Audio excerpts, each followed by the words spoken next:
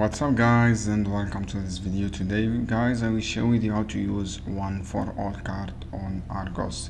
So guys, all you have to do, open Argos platform and choose any product you want to purchase. For example, you have iPad, you want to purchase iPad, click this one, choose any iPad you want to do and click add thoroughly this option, and then click continue shipping, and then scroll down, click this icon guys, add thoroughly. From here click continue shipping, and then all you have to do, click this one, click continue shipping.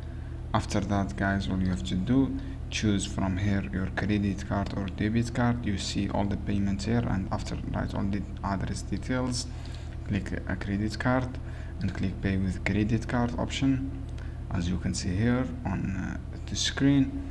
After that, wait a few seconds, and then guys, all you have to do, payment details, enter your One4All these details. For example, this is for card number, as you can see here, this is the card number guys.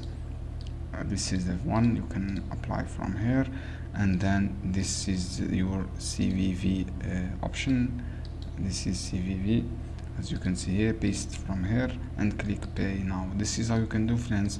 I hope this video helpful for you. Then don't forget to give like and give share this video for more content, and see another video soon.